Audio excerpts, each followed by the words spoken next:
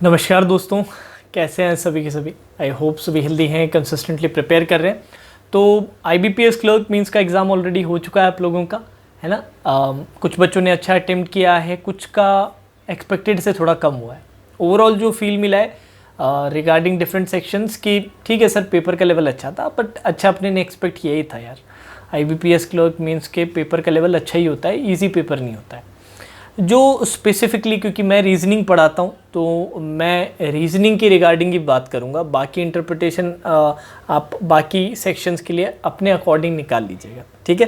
तो रीजनिंग का जो सेक्शन था वो बच्चों को सबसे परेशान करने वाले सेक्शंस में से लगा। सबसे ज़्यादा तो नहीं, सबसे ज़्यादा तो वैसे जनरल अवेयरनेस लगा था बच्चों को, बट अगर अपने कोर सब्जेक्ट्स की बात करें इंग्लिश, रीजनिंग और क्वांट्स में से, तो रीजनिंग बच्चों को ऐसा लगा कि सर कुछ नया, जो बिल्कुल सही आपने सोचा है, नई चीज़ें आई थी।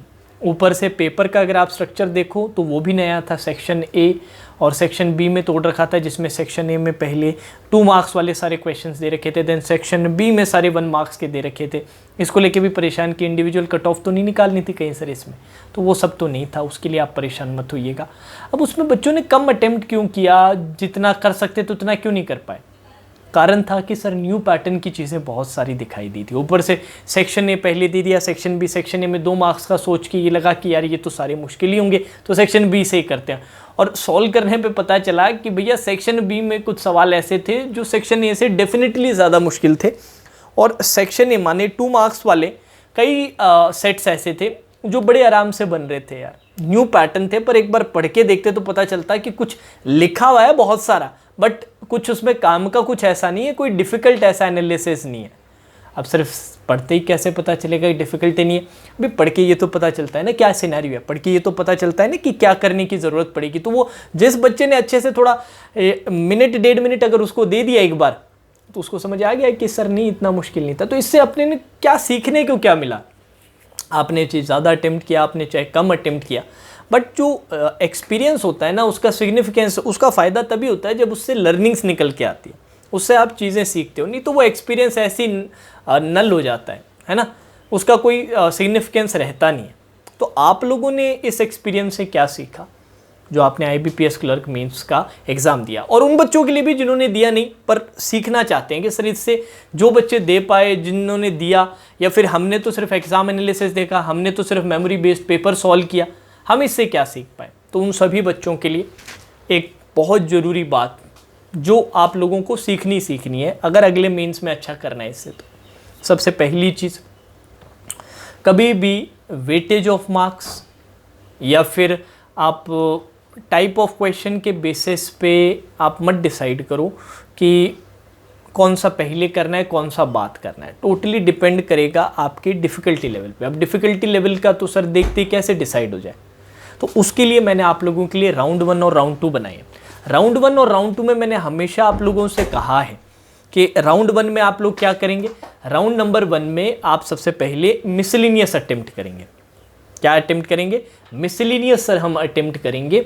और मिसलिनियस में चाहे न्यू पैटर्न हो चाहे ओल्ड पैटर्न तो आप बहुत जल्दी कर ही लोगे। न्यू पैटर्न को भी सीधा स्किप नहीं करना है जस्ट बिकॉज 2 मार्क्स दे दिया या ज़्यादा क्वेश्चंस दे दिए, जस्ट इस बेसिस पे नहीं। एक बार उसको रीड तो करो, रीड करके ऐसा लगे कि सर एक बार रीड कर लिया, समझ आ गया, तो फिर वो न्यू पैटर्न थोड़ा ना रहा, फिर तो आपको समझ आ ही गया क्या करना है।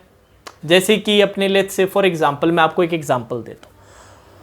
मशीन इनपुट आउटपुट का एक सवाल आया था, वो 1 मार्क वाले में था, 2 में नहीं था, 1 मार्क वाला, कि एक हेक्सागन है, हेक्सागन में ट्राइंगल है, कॉर्नर्स पे उन ट्राइंगल का नेमिंग किया जा रहा है, या तो 2 नंबर से नाम रखा जा रहा है या 2 लेटर से नाम रखा जा रहा है। देन इनपुट में सारा बता रखा था कि भाई इस ट्राइंगल का ऐसे नाम है, ऐसे नाम है, ऐसे नाम है, कुछ कंडीशंस दे दी, ये कंडीशंस लगा के आउटपुट निकालना था। ये कंडीशन आप देख के एक बार ये पढ़ लेते, और फिर आपको नीचे दे रखे थे कि भैया ये आपके पास एग्जाम्पल के तौर पे बता दिया था, और ये कंडीशंस ऐसे लग के ये इनपुट से ये आउटपुट बन रहा था, आप इस इनपुट से ये आउटपुट बना दो। एक बार आप 1 से 1.5 मिनट का टाइम देख के ये चीज़ पढ़ लेते तो आपको पता चलता है यार ये तो शोबाजी है सिर्फ ऊपर। तो मतलब खाने के दांत अलग है, दिखाने के दांत अलग है, वो वाली सी बात है। ये खाने वाले थे ही नहीं, दिखाने वाले दांत थे। ऊपर से पढ़ते करना क्या था, 4 कंडीशन लगी थी, वो वैल्यूज़ जो दे रखी थी, चाहे नंबर थे, लेटर्स थे, जो कंडीशन आपकी सेटिस्फाई करे वो करके आउटपुट बनाने थे। 4 क्वेश्चन 1-1 मार्क के, 1 क्वेश्चन ईच वाला, बहुत आराम से बन रहा था। बहुत आराम से। क्या था उसके अंदर? कुछ भी नहीं था, पर जिन लोगों ने ऊपर ऊपर से देख के, मतलब पढ़ा भी नहीं उसे, बस देख के ऊपर ऊपर से डिसाइड कर लिया, तो उसके लिए तो मुश्किल ही था। तो सर इससे हम सीखे क्या? सीखेंगे कि आप राउंड्स में अटेम्प्ट करो, क्वेश्चन कौन सा सेलेक्ट करना है, स्किप करना है। इसका बेसिस सिर्फ ये नहीं कि सर स्क्रोल बहुत करना पड़ रहा है या स्क्रोल कम करना पड़ रहा है, एक थोड़ा सा आपको रीडिंग देने की आदत डालनी पड़ेगी, ठीक है। जब तक आप रीडिंग नहीं दोगे, वो 1-1.5 मिनट का टाइम ऐसा लगेगा देखने में कि यार सर हमारा तो बहुत टाइम वेस्ट हो रहा है, पर वो आपको एक पर्सपेक्टिव दे देगा सिलेक्शन के लिए। और राउंड 1 में आप सेलेक्ट करते हो चीज़ें राउंड 2 के लिए कि सर ये न्यू पैटर्न वाली पजल करनी है कि नहीं करनी है, कौन से पहले करनी है, कौन से बाद में करनी है, वो एक ऑर्डर आप साथ साथ में लिखते हो। राउंड 1 में आप मिसलिनियस भी निकालते हो, है ना। तो ये जो सारी चीज़ें हैं ना, ये अपने सर कहाँ इम्प्लीमेंट करें, ये कहाँ लगा के हम सीखेंगे।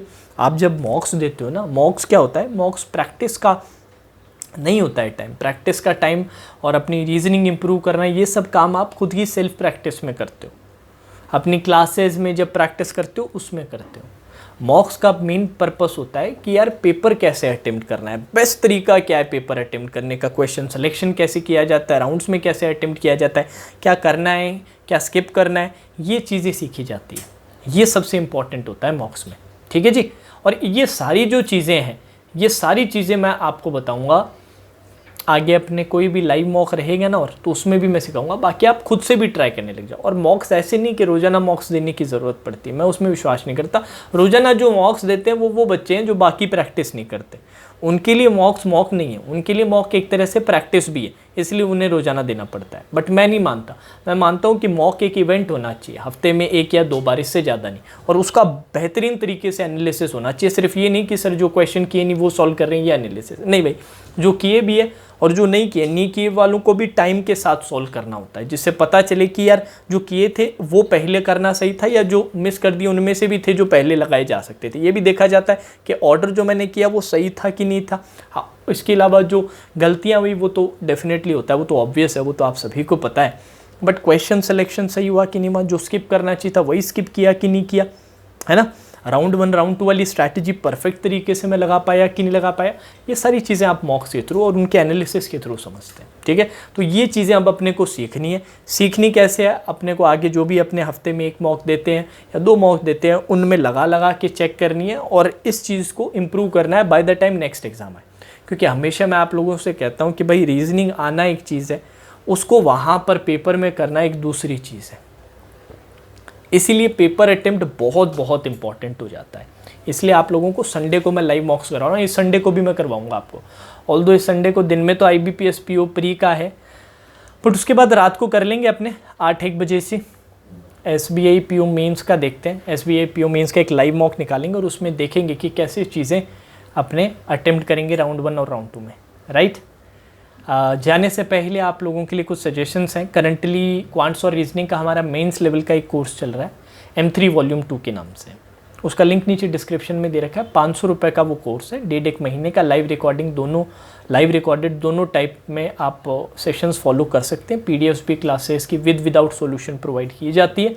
लिंक मैंने नीचे डिस्क्रिप्शन में दिया है, आप चेकआउट कर लीजिएगा। इसके अलावा गाइडली का आप बंडल PDF खरीदना चाहते हैं तो उसका लिंक भी नीचे दिया है, वहाँ पर कोड वर्चुअस काम कर जाएगा।